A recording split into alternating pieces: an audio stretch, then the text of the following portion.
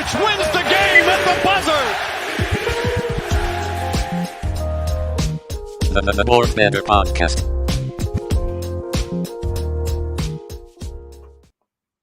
What up, everyone? Welcome back into the Board Better Show.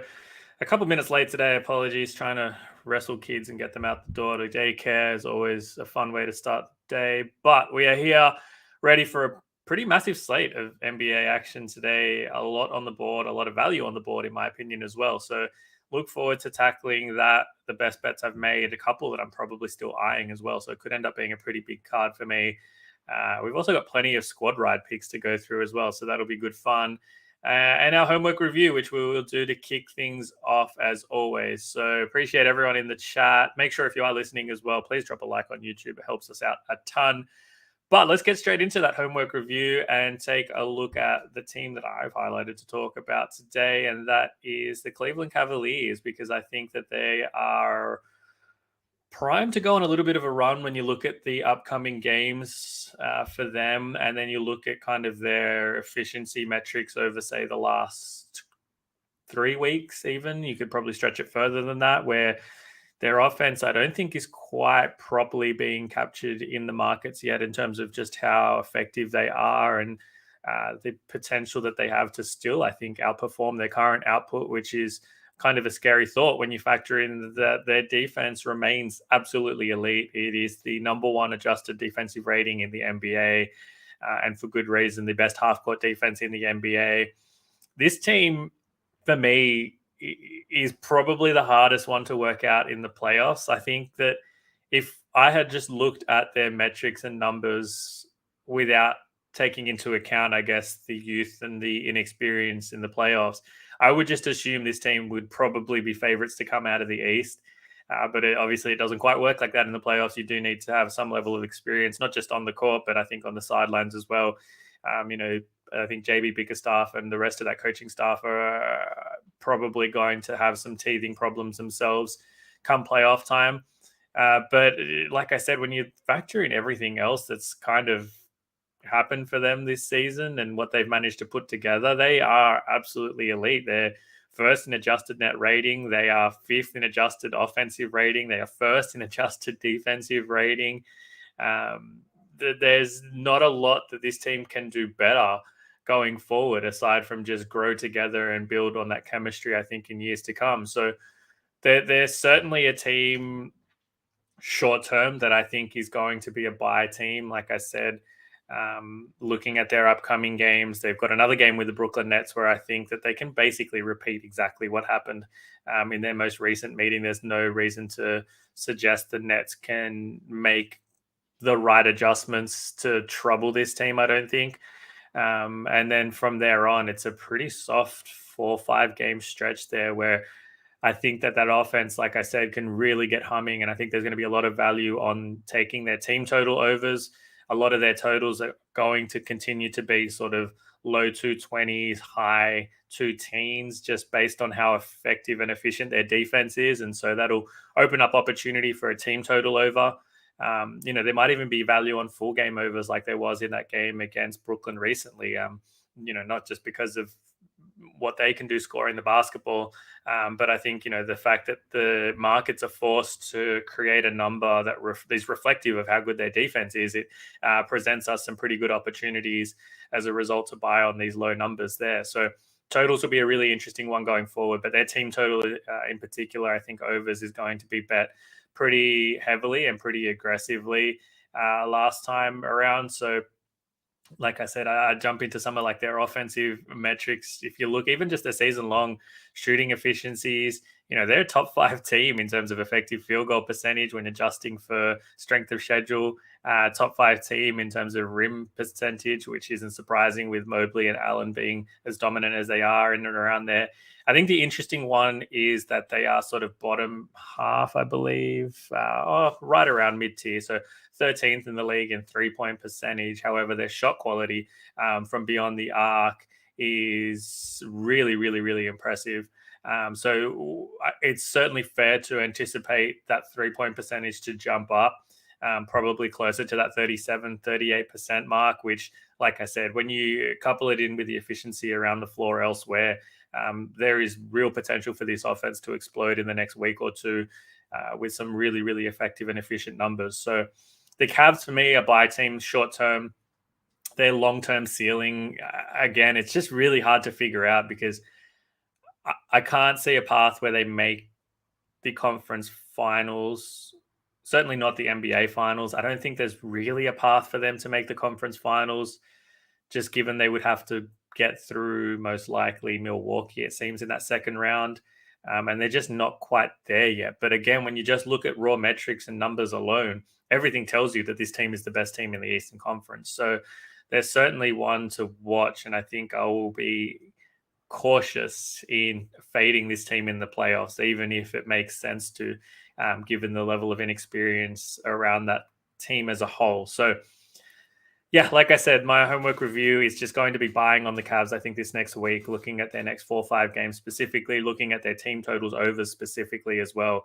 Hopefully we get some really, really favorable totals there to take advantage of some overs situations for the Cavs going forward, especially now that they are fully healthy, like we said. And for me, my model, the biggest thing, like I said, is projecting a pretty big jump in 3-point efficiency, which if you get that with their low totals, they're going to clear a lot of these team total overs. So hopefully we can jump on at the right time for the Cavs, just as we seemingly have done in terms of fading the Sacramento Kings, who are now 0-2 straight up and against the spread since our last show, which was aptly named Fade the Beam. So I think that we might still be able to fade Sacramento probably for a few more games before they sort of find a level footing again there and fall back to their mean in terms of their offensive and defensive efficiencies.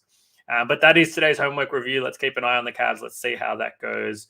And they will be back in action again tomorrow, like I said, against the Brooklyn Nets. And I think that there's going to be potential for a favorable team total for them in that matchup as well, just given that it'll probably come down at a low number.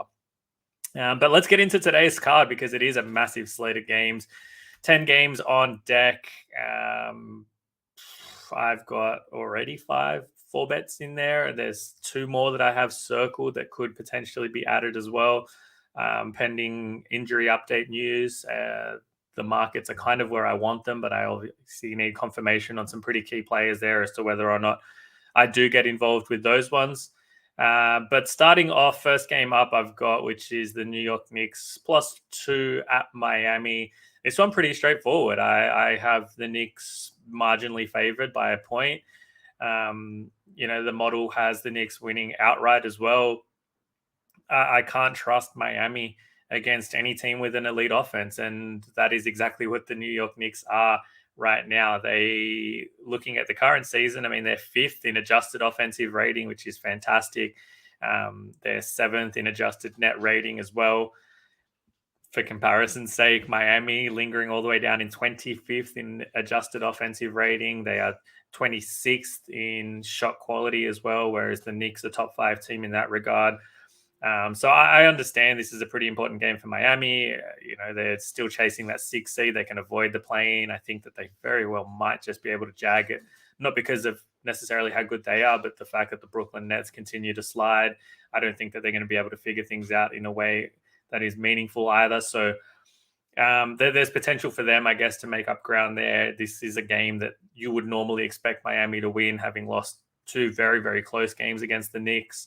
But at the same time, like I said, I'll take the better offense, the significantly better offense against a team that just continues to struggle in the half court. I think the Knicks, having given up like 140 plus points against Minnesota last game and Thibodeau basically ripping into them post game, should mean we get the best version of the Knicks defensively as well in this one. And in which case, I very much think that the plus money is probably worth putting in your pocket as well in the Knicks money line there. So grab the +2 there. Wouldn't be surprised to see a late Knicks push here, and this one settling at about +1. So a little bit of CLV in the pocket as well. But more than happy as well if you want to play the money line there. Could not talk you out of it, just given how I rate these teams and my projections for this game. Next game I have a bet on, I believe, Indiana Pacers +8 I've got. This one's out to +9. I'm probably going to add a little bit of position here at +9, maybe a half unit. maybe a full unit. There's questionable tags still on Halliburton. This was the game he was supposed to come back. So if he does, obviously we're going to be in pretty fantastic position, I think, here. But even if he's not, I still think that this is far too many points. Toronto have questionable tags on Scotty Barnes. They may sit him. They have questionable tag as well on Gary Trent Jr. If they sit him, that's basically so much of their spacing gone and out. So I just can't get close to this number. This is basically suggesting Toronto, is 7 or 6 to 7 points favorite on a neutral, depending on how you rate home court advantage. I don't think they quite merit that level of respect just yet. Not against the Pacers team that still seems to be fighting, putting together a pretty decent run of form where the results might not be falling into place, but a lot of their expected points, especially offensively, are far better than what's showing up. So they should get some positive regression on offense. I think it could come tonight. I think it's a pretty good matchup for their offense as well. Any team that can space the floor, that can generate as many quarter three opportunities as what Indiana does on a nightly basis, that's Toronto's Achilles heel, and I think that'll be the case again today. So the Pacers, we've already seen them win twice this season against the Raptors. I think that there is absolutely potential for them to be live in this game. So to be catching this many points for me is just an absolute no-brainer. I do have this closer to 5 as fair price. 5.5. If Halliburton's out, it'll probably only adjust to probably 6.5, 7. I don't think it's as big as what the market is suggesting it would be. So probably going to add some more Pacers +9. Like I said, I've already bet Indiana +8 so far as my second bet. Third bet up that I have made is probably the one I hate the most. The Golden State Warriors. I laid 1.5 with them on the road here against Dallas. Luka upgraded to probable isn't surprising. I expected one of Luka or Kyrie to play, and it seems Doncic is the one that'll be in. I don't think Kyrie Irving will play. He left the last game in a walking boot, so I'd be surprised if they were just going to trot him straight back out. But even with Luka in the lineup, I only make this Golden State sort of -2.5, -3, a little bit of an edge, not as significant, obviously, if he was out. But Tim Hardaway Jr. being out as well obviously hurts that Dallas team a little bit more. If Kyrie's also out, that's just a lot of spacing gone, a lot of scoring and shooting gone, which is pretty fundamental for them, given that they can't defend and stop anything. And the Warriors offense, I think, is basically going to have its way in terms of being able to generate whatever looks they want. Their shot quality, this road trip 4 games in, is absolutely elite. It hasn't necessarily fallen together yet, but if they continue in that path, I mean, I'm projecting them to have a pretty big offensive outburst in these next few games as well, just based on how they're performing at that end of the floor. Their defense, obviously, a little bit susceptible still. But I think just snapping that losing streak on the road in Houston is just going to be a big sort of monkey off the back type moment for them, per se, where, they are likely can just focus on playing their best basketball without being too caught up in the results and the losing streak that they were on. So for me, the Warriors, like I said, I have zero intention of ever wanting to lay points with them on the road, but this just seems the perfect opportunity. You're essentially paying a very cheap price for a team that is significantly better at both ends of the floor as of right now. So lay the 1.5 there with the Warriors. I expect Luka to be in. If he is, it probably closes around this price. But I don't see too much Mavs support coming in here. Either way, happy for you to just go and lay the money line price as well if you prefer that. I prefer the -1.5 here personally. So that takes us to our fourth bet that I've made, which is the biggest market position I've got for today. I took an over 227 in Houston, Memphis. That number is long gone. We're looking at 231.5, which is pretty much where I have that number. So, good to see the market move in the direction that I expected it to, and basically in line with my numbers and projections for this game. Hard to talk you into betting an over at this point, given how significantly the market has moved. But this is a game where the Grizzlies are going to be able to run it on their home floor, and that's what they do.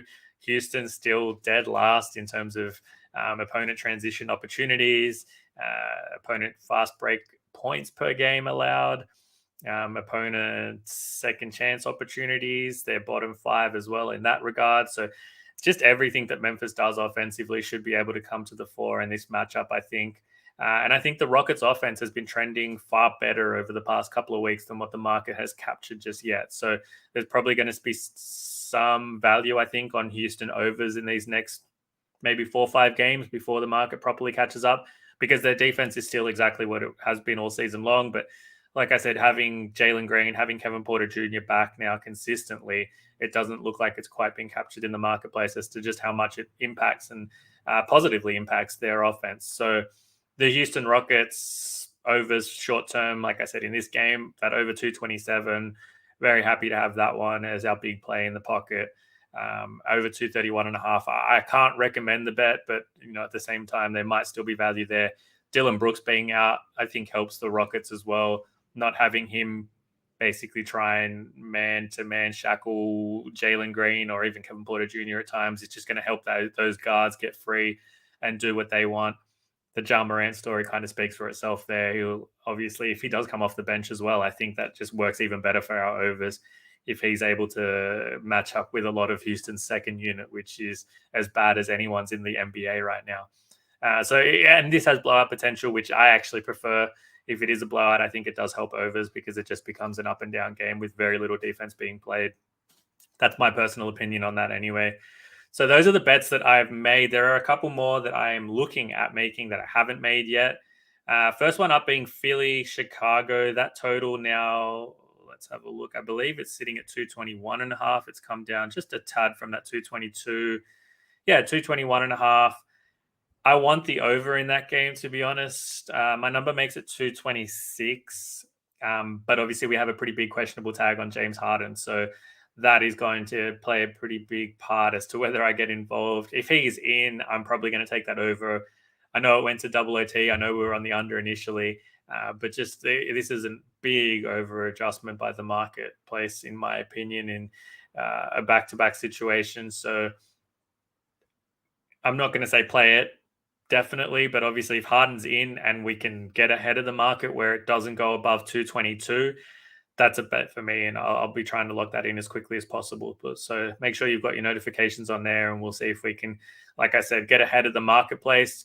The other one that I have kind of circled that is also really uncomfortable, and I don't know if I want to bet it.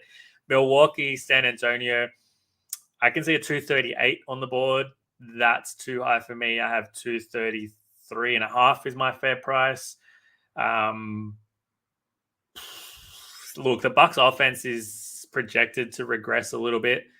It's hard to say that it will against San Antonio, but the Spurs rested a couple of players. They'll get a couple of key bodies back, most likely. They are still listed questionable, but having rested a couple of guys at the front end of their back-to-back, we should get some of those healthy pieces, hopefully, into their rotations tonight. Their offense is continuing to regress in a pretty big way, and like I said, we took full advantage of that in their game against the Pelicans. I think this road trip and any road game going forward is where we see them kind of nosedive offensively. And so, expecting them to contribute too much to this total is a pretty big ask. I think Milwaukee's defense, obviously, it speaks for itself, and it can still be effective even when playing some of these bottom tier teams. Spurs team total may be probably the better look, arguably, but at 238, I'm probably going to get involved, and I'm probably going to buy an under there. It's just way too many points. So those are the two extra games I'm potentially looking at buying. There was a question in the chat earlier about a Knicks first half, I think, in Miami. Obviously, I'm on the full game. There's zero reason for me to talk you off of a Knicks first half. I think the season-long metrics kind of highlight that New York first half is probably one of the best players in the NBA. Thibodeau runs a tight rotation. They're pretty intent on what they are going to execute. Their flaws and issues generally come to the forefront of conversation in the fourth quarter, especially in clutch situations where they can go a little bit stagnant and they do struggle for consistency at that end of the floor. So that would be the only sort of caveat I'd have for a Knicks full game. That's the only real concern, especially against a Miami team who seems to just always come away with wins in these one possession games down the stretch. But that's a decent enough look. Like I said, I wouldn't talk you off of a Knicks first half at all. I think that's definitely fair to look at there. But the rest of that board looks pretty tough. I wouldn't say I have any strong leans either way on the rest of those numbers out there. Everything seems pretty tight per my projections and per my ratings as well. So still plenty of action to be had. And like I said, plenty of value still to be found if you haven't got involved yet. But those are my official best bets for today. I'll just recap them really quickly. Knicks +2 full game. Indiana Pacers +8. And I might add some +9 as well. Golden State Warriors -1.5. And the over 227 in Houston, Memphis are the bets that I have officially made so far. So let's get into our final segment for today, which is everyone's favorite. Chris, let's cue up today's squad ride while I pull up the best bets. You're very confident, I'll say that. But you shouldn't be. All righty, guys, let's take a look. We're coming off a win in our squad ride. We are up to 11-7, which is very impressive, it has to be said. So let's pull up what we have on offer for tonight. I'll run through them out loud really quickly, and then I'll see which one is the official squad ride. But Bulls Sixers first quarter under 57.5 makes perfect sense. Hard to kind of disagree there. I know my full game numbers tell me an over, but the first quarter 58 points is a bit of a stretch. So let's leave that one. Hawks Wolves first quarter over 62 makes a ton of sense as well. Up and down basketball expected there. Only concern there is Cat back for Minnesota, assuming he's just going to go straight back into the starting lineup. I don't know how that impacts them at both ends of the floor. Obviously, it never worked to start the season. They kind of figured things out without him. Now to incorporate him back into the lineup, things might get a little bit complicated. Knicks first half +1. Shock horror there that one made the list. Again, I can't talk you out of it. I've got Knicks full game. First half is obviously just an autoplay, it seems, in most of their games, especially one where you already like them full game. Lakers money line getting some love there. A couple of people on Lakers money line against Phoenix. I think that is a true coin flip. I honestly could not separate those two teams whatsoever. Obviously, if DeAndre Ayton was in, I'd probably be all over Phoenix in a pretty meaningful way here. Phoenix Suns raised to 20. I don't mind that at all. I still think that they have the pieces in their starting lineup to probably be more effective and efficient. So, yeah, that's a decent enough look as well. Timberwolves -4. Same reason I sort of highlighted before. Just with Cat coming back, it's a pretty big adjustment for that team to have to make. We're talking about a really high usage player, trying to get him incorporated into the offense and how he impacts their defense. I think Gobert's actually been playing really well lately. So that's just a hard one for me to want to get involved with that game in any way, shape, or form. Knicks Heat under 224 makes sense, just given the game's probably going to be played at a walking pace. My number basically, I think, right on where it currently is. I had a little bit of value to the initial opener, which was at 222, I believe. But I can understand. I have no numbers edge on the under, but I can definitely understand that being the side, just given how this one's likely to be played out. We have Austin Reeves over 14.5 points. Difficult to kind of argue it, I think, just given how he has been playing lately, his efficiency, he knows his role to a T. He'll get a good look at that Phoenix second unit, which we know is really thin and has its flaws there, so he might be able to take advantage. And Joel Embiid over 33.5 points. I think that might be the one. I already expect a much, much better Philadelphia offense. If you listen to Doc Rivers in the post game after that game against Chicago, all he did was harp on about how terrible their offense was. He thought their shot selection was terrible, their ball movement was terrible.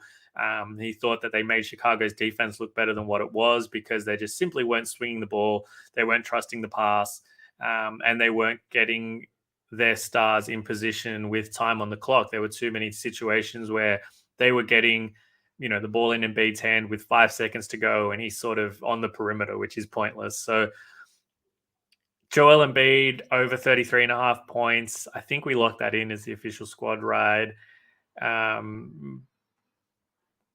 We obviously know how much the MVP means to him. He's going to try and absolutely stuff the stat sheet at every opportunity. The volume will be there. I think the efficiency will be there as well in this game. He will do his best, I think, to avoid foul trouble this time as well, so we can maximize those minutes. Yeah, let's do it, Chris. Let's lock in Embiid over 33.5 points. This is your time to shine, Zachariah, my guy. You are 0-4, I believe, on official squad rides. You are 3-0 on unofficial squad rides. So let's see where this one plays out. We'll try and push this 12-7 on the season. I like this one a lot. I think this one hits pretty comfortably in that fourth quarter as well. Hopefully early in the fourth, so it's not too much sweat.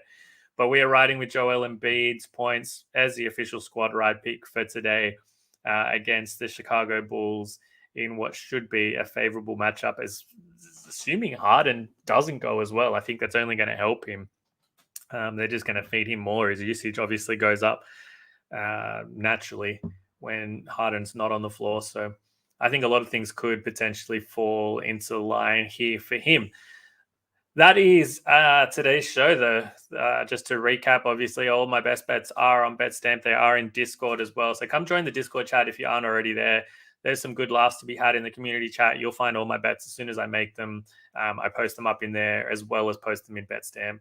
So click on the link below to join. If it doesn't work, just drop a comment and I will send a fresh link as well. For whatever reason, it seems to constantly break. Everyone in the live chat, appreciate you guys always tuning in. Please make sure you drop a like on this video. If you're watching on YouTube, it helps us out a ton. We'll be back on Saturday my time, but Friday 5 p.m. with special guests. We've got Austin Wang joining us from the Action Network. He is obviously an SDQL whiz with a lot of his sports data queries and trends and angles. So that'll be a really fun show. We'll also have a scouting report back for that one so that we can deep dive into a specific team together and look at that and provide you guys as well with as much future analysis as we can. And obviously another day of best bets there. So let's call it a day. Let's go talk some trash as well as always in the Discord. Look forward to seeing you guys all in there. And like I said, appreciate all of you guys tuning in. So we'll see you guys in a couple of days' time and best of luck with all your bets for today.